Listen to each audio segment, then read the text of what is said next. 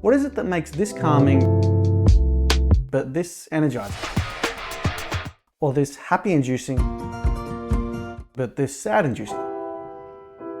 Everyone knows music can trigger an emotion, but how? It's just a set of sounds organized in a specific pattern. What makes these sounds any different to these sounds? And why is it that music can trigger an emotion? It isn't threatening and yet it can make us feel angry. It isn't a warm hug and yet it can make us feel soothed. Our emotions didn't evolve because of music. We have them to help us respond accordingly to the environment. So they shouldn't be so sensitive to music. And yet they are. Well, today we're going to reverse engineer music and explore its relationship with emotion. We're going to break down which specific music elements trigger which specific emotions, how they do that, and why our brains might have evolved in such a way to let this happen. I'm Hayden, a psychologist here in Australia, and this is Mind Cartography.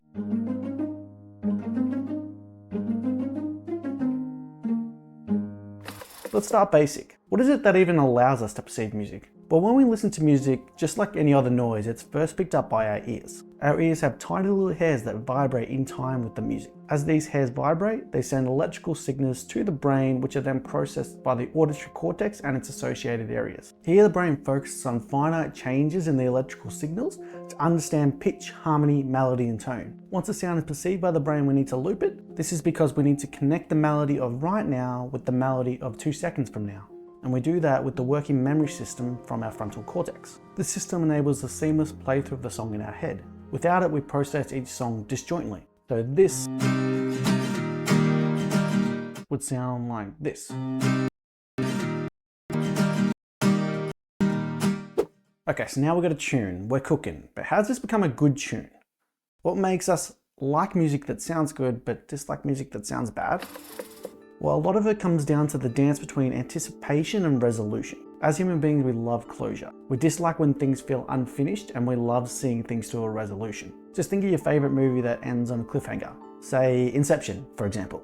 People are obsessed with theorizing how this movie ends. They just have to know. Because, like I said, us human beings need things to feel resolved. And this definitely rings true when it comes to music. When we hear a set of tones, we subconsciously want those tones to have an ending. That's why this feels good, but this feels off.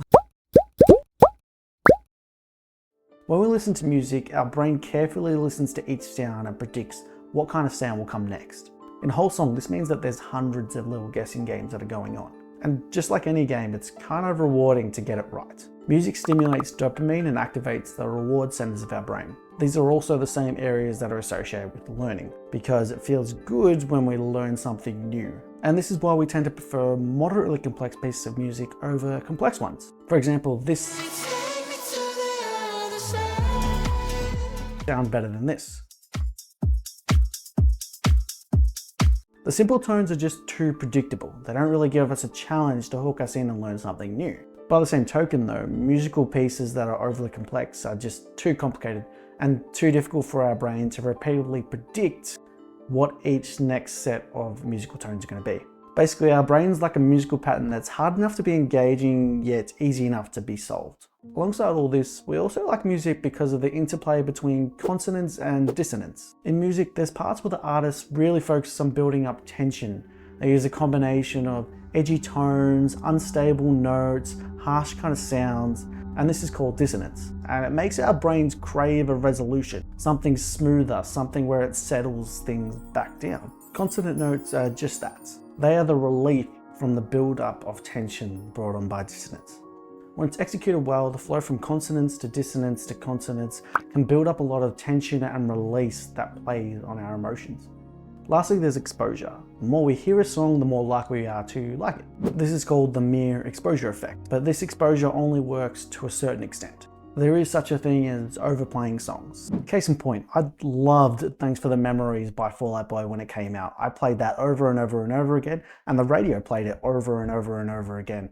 But man, did that overplaying really ruin it for me. I can't stand it anymore. Research backs up this phenomenon. They've found that exposure to music has an inverted U-shaped curve on how much we like it. It seems that people will increasingly like a song up until it reaches a tipping point, at which point they will rapidly start to lose interest in that song. Interestingly though, this pattern only seems to come into play when people really focus on the music. If the music is played purely as background music, it seems, based on the research at least, that people will continue to like it without ever hitting that tipping point.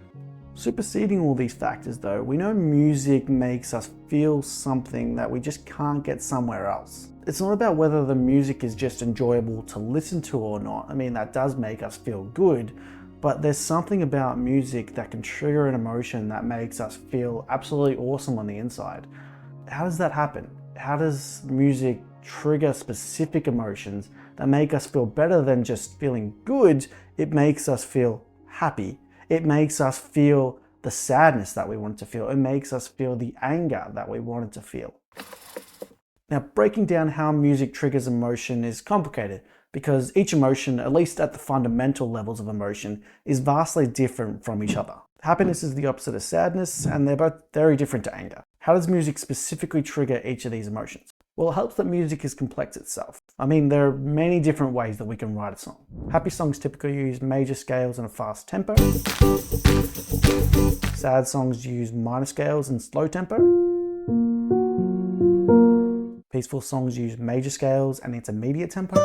And fearful songs use minor scales, irregular rhythm, and lots of dissonance. These are the broad features, but we can get more specific. Loud pieces tend to sound more animated, uplifting, triumphant, and are more associated with anger and happiness. Pieces with lots of variability in things like tempo, pitch, and rhythm tend to evoke fear, as do musical pieces with ascending pitch. The timbre or quality of the sound also makes a difference. You'll notice that different genres tend to keep to different types of instruments. Rock songs known for bringing about more aggressive emotions typically use harsh and heavy sounding electric guitars, whilst ambient music, known for tranquility and peacefulness, will often use flutes and smooth synthesizers. There's also many other different features, but I think you get the picture. What you still probably don't get though is exactly how these features have such a specific, reliable effect in triggering emotions. Well, one prominent theory centers on our ability as human beings to connect with other human beings on an emotional level. The emotional contagion theory suggests that when we listen to music, we are feeling that emotion because we are mimicking the emotion that is being expressed by the music. As human beings, we have a talent for reciprocating emotion. We are known for modem mimicry. We can very easily mimic the emotions and the behaviors of people that we're interacting with. Anthropologists say that we do this because it helps us recognize emotion in others, express empathy, and build a better connection with them. I'm willing to bet that you've engaged in modem mimicry 1,000 times in your life without even realizing it. A clear example is seeing someone else smile and that making you smile. If you focus, you'll probably also notice a lot with couples. Couples have a very strong knack for matching each other's quirks, their tendencies. So if you see a couple sitting at a table, you'll notice that one may put their hand here and it may be matched by the other. Or one will shift their posture to something like that and the other will do the same too. It's matching, modem mimicry. Now, bringing this all back to music, it's hard to say for certain that this is exactly why we feel emotion in music. But one thing we do know is that music has acoustic features that match on to the same acoustic features of the human voice. I.e. the same things that make a song sound happy, sad, angry are the same things that make our own speech sound happy, sad, angry. When we're angry, we speak fast, we speak with harsh tone, and we speak loudly. In angry music, the songs are fast, harsh, and loud. When we're sad, we speak softly, we speak slowly, we speak monotonically. In sad music, the tempo is slow, the tones are subdued, and there's little variation in the pitch. Adding to this, we know from research in neuroscience that when people listen to someone who is emotional and when they listen to music that is emotional, both events light up areas of the brain that are responsible for emotion. So, you tell me, does this sound like a good enough explanation for why music triggers emotion? I think it sounds good. But I think it only covers the fundamentals though. Like, what about the deeper levels of emotion? I don't know if it covers it in what we've gone through there. And why is it that sometimes sad songs can make us feel happy and happy songs can make us feel sad? And for that matter as well, why is it that we like sad songs at all? Sadness is a negative emotion and people don't like feeling sad. It doesn't make sense that we would seek out music that would make us feel a negative emotion. And yet, just about every one of us does. I'm a sucker for sad songs. Okay, so a possible reason for why we like sad songs has to do with this hormone called prolactin. Prolactin is released when we're upset. It has a strong, calm, consoling effect, like a warm hug. And it's the reason why often after you have a good crying session, you can feel really good. You can feel calm and settled and soothed. Basically, this all suggests that sad songs feel good because they provide an emotional catharsis, and that prolactin helps us feel comforted and consoled. Of course, over and above this prolactin effect, many people will tell you that there's many different reasons as to why they like sad music. People say that it helps them understand their feelings, distract from their feelings, process their feelings, and resolve their feelings. From a therapeutic standpoint, sad music can help elicit emotions that people might be trying to suppress. And suppressing emotions can often interfere with the therapeutic process. So on occasion, I have prescribed a good old crying sesh. I've suggested clients use a sad song playlist to confront their feelings, work through them, and experience that emotional catharsis. Processing emotions is really important. I stress that a lot as a psychologist. Don't avoid them, don't suppress them. Face them. What about complex emotions in music? You know, something a bit more broader and deeper than the simple happy, sadness, angry, fearful.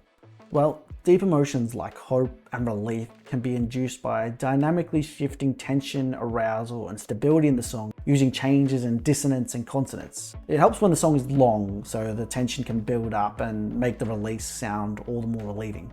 Nostalgia can be caused by connecting songs to periods of time. The more frequently we hear a song or type of song in a particular time period, the better we will associate that song with that time period and feel nostalgic when listening to it. It can be easier when the song type is distinctly different to songs of the present day. For instance, synthesizers are synonymous with the 80s, so it's easy for 80s songs with strong synthesizers to trigger nostalgia for the 80s. Using the same framework of association, we're also able to trigger other complex emotions that are more personalized to our own experience of events. For example, if when you were sad as a child, your dad played Michael Bublé to cheer you up, you might associate Michael Bublé songs with a feeling of comfort.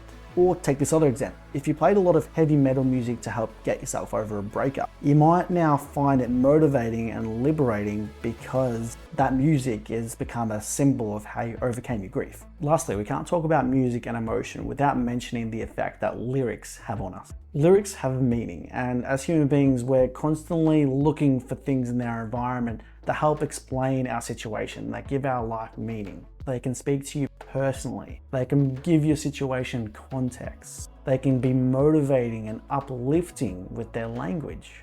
Language itself is very, very complex.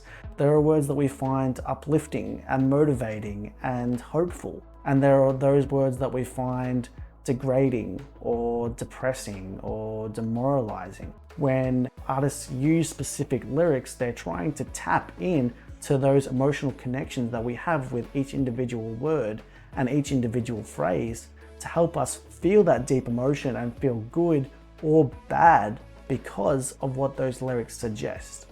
It's all about how those lyrics relate to you that makes them so powerful in a song. And when they're paired up with musical elements that push a happy mood or push an angry, aggressive, motivating vibe, then they can emphasize and accentuate that emotional response. All right, let's wrap it up. To summarize everything, music's really complex, but so are emotions. So it makes sense that they're tied to each other. Next time you listen to your favorite tune, focus on the key elements that comprise it. Break down the tempo and the pitch and variations in the song and see how that influences your emotional response. Maybe at the end of the day, it might leave you with a new appreciation for music.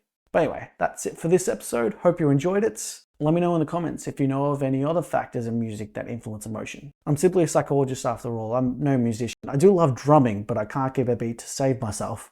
Lol. But yeah, I did do a lot of research on this. I tried to dig deep, but I'm sure there's things that I missed. Like I said, music is complex, emotions are complex. There's got to be a lot of other factors that are hidden out there that we haven't looked into, that I haven't looked into. So if you are a musician and you do know a little bit more about how music influences emotion, let us know in the comments. Teach us. It'll be much appreciated.